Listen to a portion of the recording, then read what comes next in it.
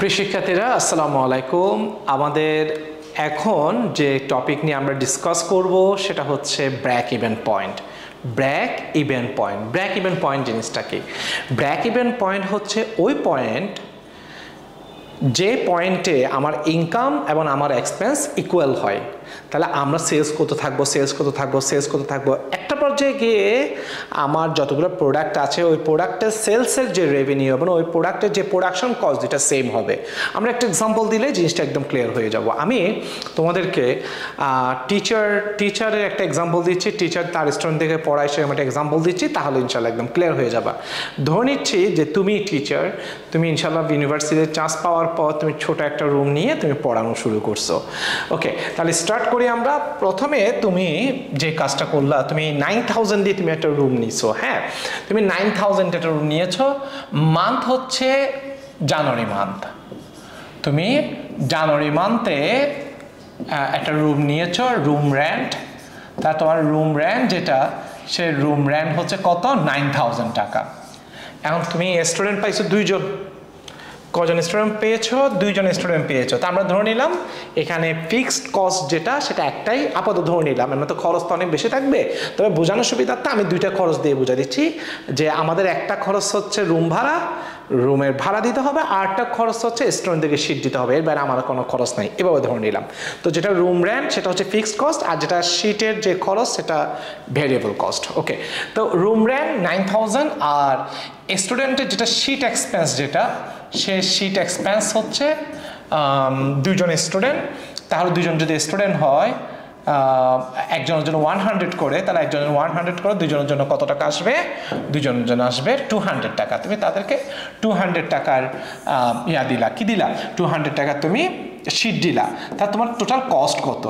তা তোমার total cost কত? তা তোমার টোটাল কস্ট হচ্ছে 9200 টাকা। তো 9200 টাকা হচ্ছে তোমার কস্ট। আর তুমি স্টুডেন্ট থেকে টাকা পাচ্ছ, হ্যাঁ, ইনকাম, টোটাল ইনকাম। সো তুমি স্টুডেন্টের কাছ থেকে টাকা পাচ্ছ, টোটাল ইনকাম। স্টুডেন্টরা তোমাকে কত দিয়েছে? তারা তোমাকে মান্থলি 1000 করে দেয়। সো 1000 করে যদি দেয়, দুজন স্টুডেন্ট তুমি পড়িয়েছো, তাহলে তোমার ইনকাম কত হয়েছে? এখানে 2000 টাকা ইনকাম হয়েছে। তাহলে প্রথম মাসে তুমি কিসে পড়ে গেলা? লসে পড়ে গিয়েছো তুমি। তোমার লস হয়েছে কত? লস হয়েছে 7200 টাকা লস হয়ে গেছে। তার মানে পড়াতে নেমে গিয়ে কি হয়ে গেল? লস হয়ে গেল।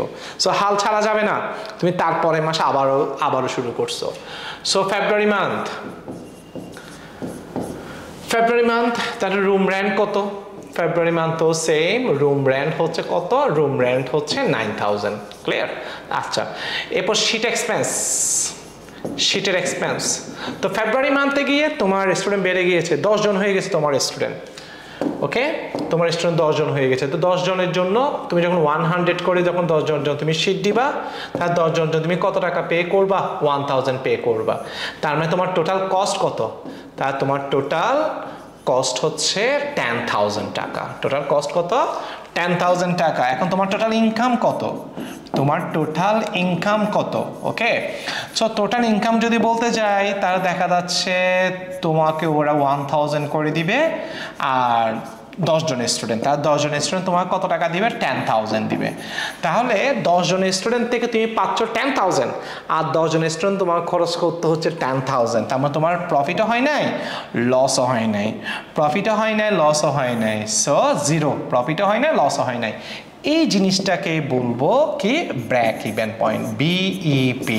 এটাকে আমরা কি বলবো? বিইপি বা ব্রেক ইভেন পয়েন্ট। তাহলে ব্রেক ইভেন পয়েন্ট হচ্ছে ওই পয়েন্ট যে পয়েন্টে গিয়ে যে কোয়ান্টিটি, ওই কোয়ান্টিটির প্রোডাকশন কস্ট এবং তার সেলিং রেভিনিউ দুইটা কি হয়ে যাবে? সমান হয়ে যাবে। তারপর তুমি যদি 10 জন স্টুডেন্ট পাও, তোমার পকেট থেকে আর কোনো টাকা খরচ হবে না, ওদের টাকা দিয়ে ওদের খরচটা কি করে ফেলা যাবে? মিট আপ করে ফেলা যাবে। সো আমরা এরপর নেক্সট মান্থে যাই। তুমি এরপরে কি করছো? মার্চে গেলা, ঠিক আছে?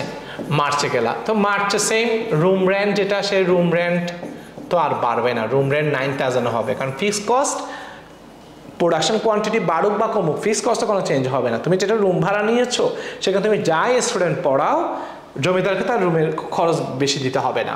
Room rent 9000। মার্চে গিয়ে তোমার স্টুডেন্ট সংখ্যা বেড়ে গিয়েছে, স্টুডেন্ট সংখ্যা বেড়ে গেলে সিটের এক্সপেন্সও বেড়ে যাবে। স্টুডেন্ট তোমার কজন হয়ে গেল? 100 জন স্টুডেন্ট হয়ে গেল। সো তোমার 100 জন স্টুডেন্ট হয়ে গেল, তুমি তাদেরকে পার স্টুডেন্টকে তুমি 100 টাকার সিট দাও, প্রত্যেক স্টুডেন্ট তুমি 100 টাকা করে সিট দাও। তাহলে 100 টাকা করে সিট যদি তুমি প্রোভাইড করো, তাহলে তোমার সিট এক্সপেন্স কত গেল? সিটের এক্সপেন্স গেল 10,000 টাকা। তাহলে এখন তোমার টোটাল কস্ট কত? তাহলে তোমার টোটাল কস্ট কত? তোমার টোটাল কস্ট হচ্ছে 19,000 টাকা। ওকে, এবার আমরা টোটাল ইনকামের মধ্যে আসব। টোটাল ইনকাম, সো আমরা যখন টোটাল ইনকামের মধ্যে আসব, তখন দেখা যাচ্ছে আমাকে একজন স্টুডেন্ট কত করে দিবে? 1000 করে দিবে। আমার টোটাল স্টুডেন্ট সংখ্যা কত? 100 আমার স্টুডেন্ট। তাহলে আমার এখানে তাদের কাছ থেকে আমি কত টাকা রিসিভ করতেছি? 1 লাখ টাকা রিসিভ করতেছি। তাহলে 1 লাখ থেকে 19,000 যদি চলে যায়, তাহলে আমার প্রফিট কত টাকা হইল? তোমার প্রফিট কত টাকা হইল? প্রফিট হইল 81,000 টাকা। তাহলে আমরা জানি ব্রেক ইভেন পয়েন্টের যদি কম প্রোডাকশন করা হয়, মানে কম সেল বা কম প্রোডাকশন করা হয়, তখন সেটা লসের মধ্যে থাকে। আর ব্রেক ইভেন্টের উপরে আমরা যদি সেল করতে পারি, তখন সেটা আমরা কিসের মধ্যে থাকি? আমরা প্রফিটের মধ্যে থাকি। আশা করি কনসেপ্টটা সবাই বুঝতে পেরেছো। ভালো থাকবো সবাই, আল্লাহ হাফেজ।